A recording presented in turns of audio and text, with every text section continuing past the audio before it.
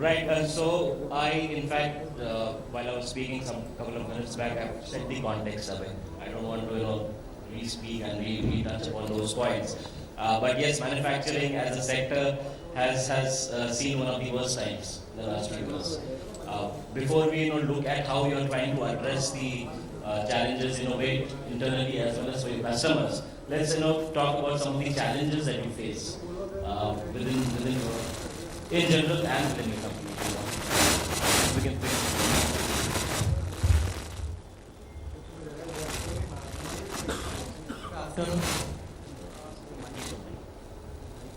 So, challenges from the point of manufacturing was constantly things are changing on technology front actually, which you want to keep pace with. That's a fundamental thing. Then you are far behind that.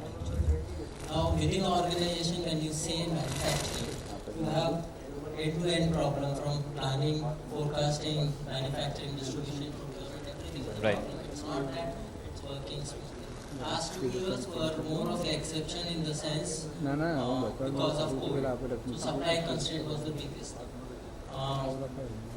Last year, if you see, the challenge was more from the point of view of getting the raw material from international market or in our kind of industry, where Ukraine, Russia was the key component, key areas who were supplying raw material. Indonesia, Malaysia, Brazil, Mexico, they had their own problems. Other external problem was dollar fluctuation. Last year, I think it was 76, and now it is close to 80 plus. Absolutely. So the one problem was from the supply side. Having a constant supply to meet the demand. And, so that was the first problem where the challenge started. What time, what period, what time you should buy, what is your right quantity to buy to meet the when the retail war started, the price of commodity started moving. So that was our first problem, that what is my right price, how much risk I am taking when I am buying from the international market for my... That's very essential, getting the right price. And unless I have some technology, without that I cannot do, because you have to identify risk from dollar, from what you are buying, what is the value and rate and right. So one was supply side issue, second was manufacturing side issue. Manufacturing, we assume that everything is running fine, but we started our manufacturing journey close to 6 years back. When I realized that we are in the process industry, if one critical component goes wrong, every line is totally stopped.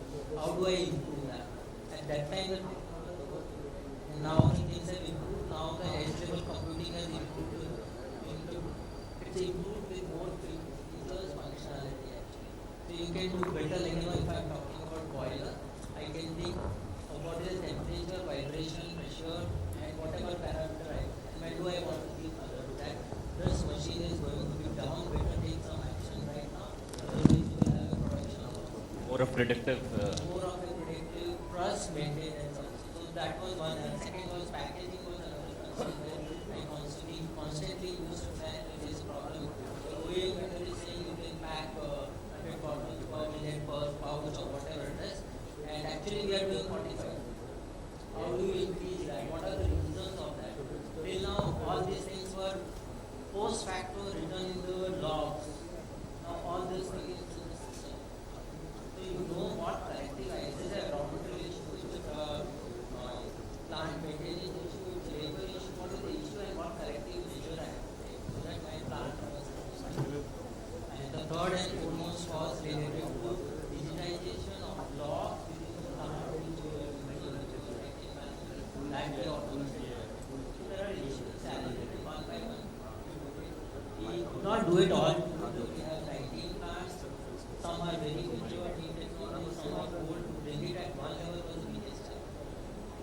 This is how we started. Absolutely. So quite interesting. In a way, you have touched upon the external factors more so, which come into play, and internally the efforts that you have made to, ensure that IT and technology support those areas. Gaurav, what has been your experience? So as far as these technology challenges are concerned, so as Abhay said, the external factors are more responsible because we were having a constraint of the raw materials. Even the chipsets was not available after COVID. And so there were some issues which our supply chain was getting impacted because of the unavailability of raw materials. Electronic components were very rarely available in the market. We have to import, and we have depended on other countries. They have stopped. So that was the issue. But nowadays, every challenges comes with opportunity also. So we have also taken some alternatives, and also government is also taking initiatives to making some kind of things. So things are better than the previous what we were facing. So supply chain was the biggest loss in last previous 2 years. That was the biggest problem which we faced. Because our industry is totally different. We are into the machine equipment manufacturer. So equipments, we have seen same kind of component. Mainly electronics components are the raw material for us. So that was the biggest challenge for us. So it's interesting. So supply chain, Abhay, you also spoke about supply chain. So how are you trying to bring in resilience here? We are all talking about China plus one, China plus many. So that's the stance that most of the companies have taken. How are you trying to approach this more so internally, trying to source within the country itself?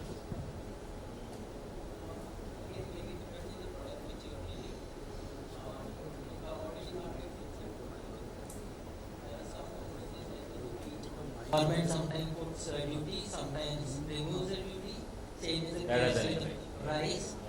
And if you talk about other products, palm, sun, soya, it's external. It again depends on multiple factors which are working. Last 1 year, if you really see, there was an inflationary pressure. People were not buying 50 liters of oil. They were buying 1 or 2 liters because prices were constantly going down. And it is now almost 50% of the original price which was there last year. So we had to focus more on the stabilization.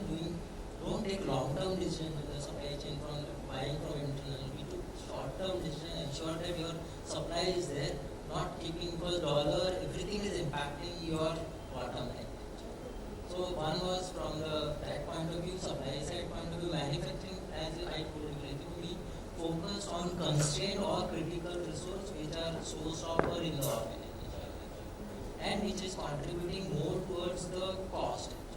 So another way of looking into, in our case, electricity, water, gas, steam, chemical are the key components. Now, if you don't identify why suddenly the electricity cost is going high at that particular right now at 450, then you will not make out what is the possible. So what we try to do, we ensure we close to 90,000 tags we have used for different data captures. That's it. Okay. And that's almost real time. To take corrective action at the edge level, information is given to you right now that there is something wrong in this machine. Please look into it. It is consuming high electricity. Better check space pass, whether you have done rightly maintenance or whatever corrective action. So we have focused on that. Even if I know electricity cost for us is very high, even if we reduce 1%, it's a huge difference. So that's how in the internal side we are focusing. Logistics side we have focused a lot. Internal truck turnaround time within plants, we have close to 500 trucks coming up the day across. How do we reduce from 50 hours to 40 hours to 50 hours? What are the constraints where I am stopping and why I cannot operate that portion? That's where we have done the major work. Another external factor was buying the trucks on the market actually. So earlier it was based on phone calls and all this. Now we have digitized this. It's based on the historical data using AI systems such as what should be the price from Route 1 to Route 2 and what should be the reverse bidding process. So all the intermediate layer for us is gone and it's more transparent and we are seeing significant benefit in that area. Another area which we focused is truck turnaround time from plant to destination warehouses. We did the geo coordination, geo fencing, identify which is the optimized route. Can I bargain with the transporter that earlier you were taking 4 days, now it is 3.5 days, better give me some discount. So there are improvement areas in our internal side. We have improved from the warehouse management side, where it is more of a augmented reality, right? We have redesigned our warehouse where we were sending the material, better organized, well planned, and objective is to improve turnaround time. So it's like a warehouse supervisor can see future it is picking areas from where which sequence he has to pick and road taking to the areas. Absolutely. So you're looking to optimize a lot of processes. You touched upon data, you touched upon usage of artificial intelligence, machine learning, geofencing you mentioned, and use of analytics to a large extent, right? Gaurav, data again is very crucial for organizations. How are you trying to leverage data within your enterprise? Data is very much important for us. Data, with the help of analytics, we will be able to forecast our business, and it will also help us to understand the customer requirement, what are the trends, how the customers can be more delighted with the support, so what support we are providing, and how it can be better. So having the data and using the data with the analytics, we can be able to get the actual requirement as well as the what are the past experiences. So based on the data, we shall be able to understand the customer's need and better customer development, as well as the how we can reduce the cost, because the cost is very much important for any manufacturing industries. Right. Even a single 1% cost reduction will be helpful for us. So how we can reduce the cost on overall expenses, how we can make our overall cost effective. So based on the our trends and the data, we can analyze what are the area where we can focus and how we can make it more effective for the overall business. Absolutely. Right, you touched upon data again in terms of innovating for your customers, trying to get them better services in some form. Now, for a manufacturing company, again, especially, you have the plant and the work, the operation side as well, which again are your internal customers. How are you looking to ensure that they also, have the same experience as they work within the companies, within the plant or the floor shops? Anyone, please. This is also very critical. People working at plant level, how do you enable them actually? So we started with the plant maintenance activity. Earlier it was log based, now we have digitized it actually. So if I know I'm going for one machine to be checked, what was the history of that machine, what are the spares required, and we made it more user friendly in the sense it's a handheld device. You don't have to go and struggle for source or what was the last action taken or what. So this is a small step, I think we took it, and it's giving better result in the sense that we have a historical trend also we gave that what was the last maintenance done, who did it, and what was the action taken, what should be the spare required. So we coordinate spare part planning with that so that we don't face constraint of the spare part planning also, and that has become a major issue. The reason was we are keeping too much spares and it is costing us. Right. And when the times are very bad, people ask, इतना stores में inventory क्यों पड़ा है? उधर पड़ा है तो तुम्हारे पास क्यों रखा है? That's a standard question which is there.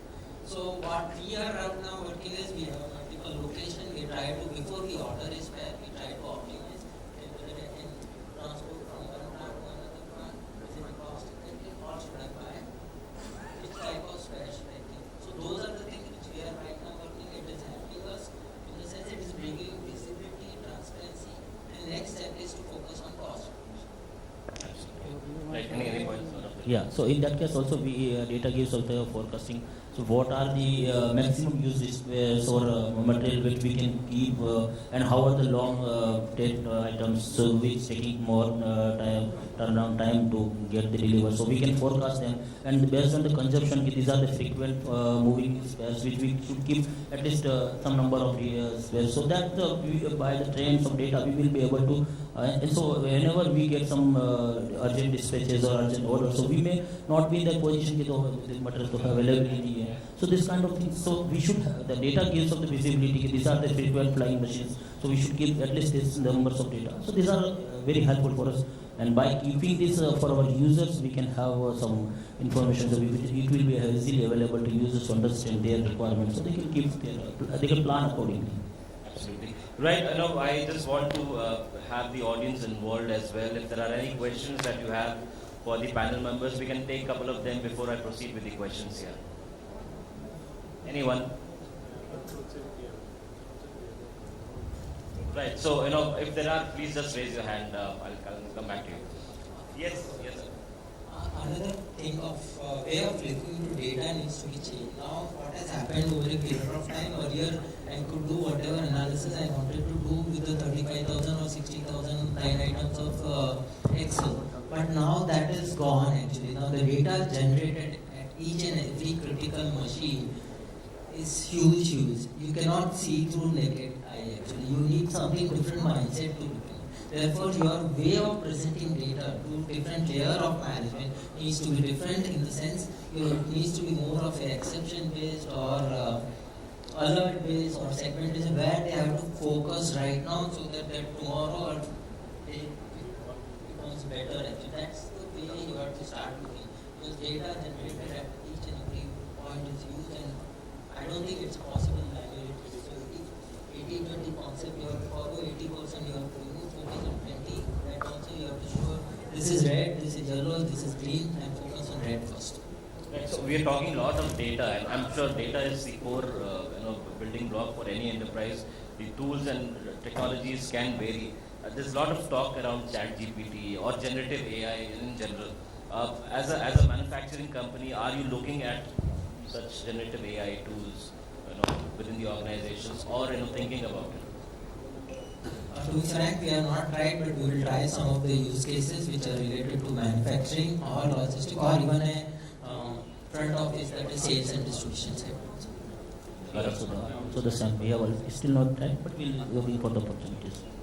Right. One topic that I just want to touch upon, before I have one other question with you is security. Again, very critical while you innovate, while you, both internally for your employees and for your customers. Now, security again plays a major issue, more so from a manufacturing perspective because you have the IT part and then you have the OT, you have various systems there. How are you looking at the security piece within the organization? So as far as the security is a concern, today wherever we see, even wherever we go, this is the biggest problem everybody is facing, the security. So we should, it's like we cannot say that we are safe and we are secure. So the biggest crunch is our internal systems like our employees. This is the biggest problem. What we are facing with the skill sets of the people, understanding of the people are very limited. So most of threats we can see it's by end user. Our servers, our data centers, they are always there. But if you will see the threats is come from somewhere from the end users only. So this is the biggest challenge for us to keep them updated, keep them technically skilled, and what is to be done, and very much important is what not to be done. So people should be aware that this is something which we should not. So there are so many frauds we are seeing every day. So this is when all are educated people. It is not like that there are some uneducated people or there people don't know. Even though knows everything, but things are missing. So that is the biggest crunch which I can follow. As our data centers, they are secure. You will never see anything that comes from the data center or server to end users. So the mistakes comes from the bottom line. Yes, Abhay. I mean, this is very critical component actually. It's a 24/7 issue. It's not like, one time I'm doing some security patches and this thing. But it has become a very critical component. That's the first thing. If security attack happens on the OT devices, the challenges are totally different. Your production gets stopped. I have seen cases when OEM machines patch where we did not upgrade the patches. The impact of that actually. And the cost involved to resolve that actually. So it's very critical that we take timely action. We segregate. We have to identify black holes basically. And asset can be there, you can be IT security, OT security, then network security. These are the things which needs to be made more visible actually. It needs to be 24/7 monitored and corrective action required even. So if required, you take external help because things are changing so dynamically in the security area. You need somebody from outside and give an outside-in approach to your security components within organizations. Right. Any questions? I'm just asking once again. Yes, we have one here.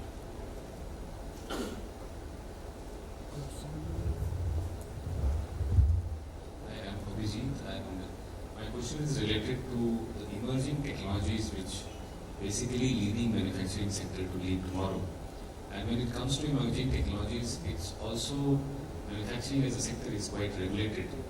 How do both of you panelists, including Ashwani, would be able to give me some insight that when there is no rule book for emerging technology and you enter into it, you have to create an confidence in the government and the regulators and the approval standards, everything. How do you manage this when you are growing ahead with the emerging technology, which usually do not have precedence, which is not used by somebody before you? So how are you guys managing it? Because data you talk about, AI you talk about, and or machine learning you talk about, IoT, blockchain, everything when you are using it is not giving a very ready-made rule book for regulators to regulate.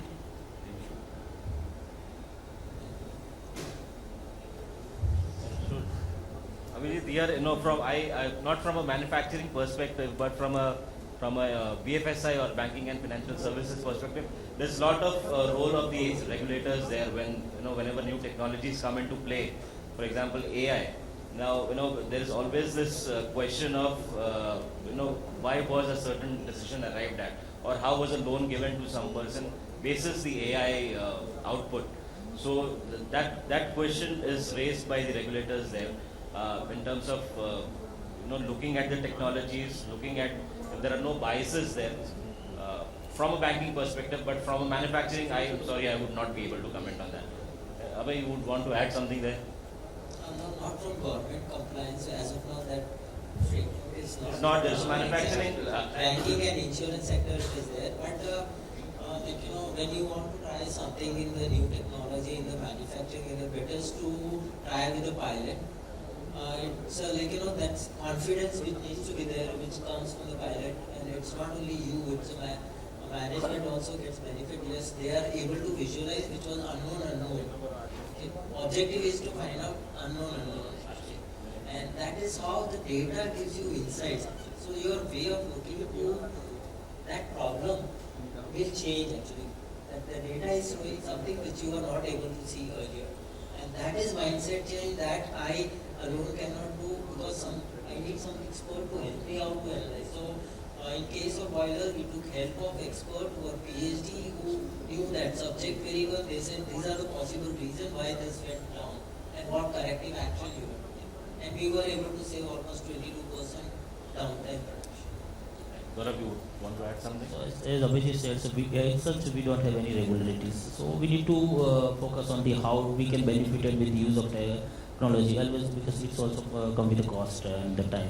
So we have to be more forecast and some insights of our data can give us this will be the forecast, and by that we can plan for something else.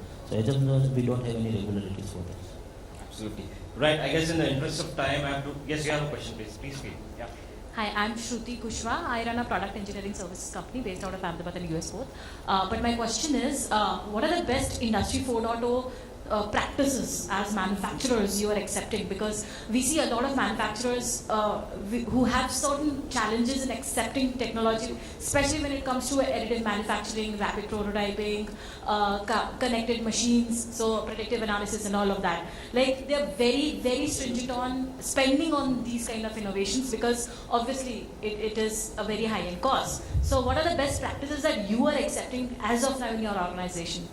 So we started with the, same cost issue was always there actually. We started with small pilot, and the pilot was done for 3 machines to identify the cost is definitely there. There's no. So when we started, we identified a couple of products. We identified whether they fall in some framework of manufacturing practices, and then we identified, okay, predictive maintenance I have to do for this. I think it was costing 2,500 per sensor per month. Yeah. Okay, and plus implementation cost, which was okay compared to what we were able to achieve by reducing our time actually. Same I tried with couple of startups which are helping, and I am also part of that actually, where we help SMEs and MSMEs in identifying their problem, and startup takes the challenges and they try to solve the problem within 2-3 months with low cost, low effort and that is happening actually. Right. Thank you, Abhay. Thank you, Gaurav, for taking the questions and answering and participating in this session. Really nice to have this conversation with you.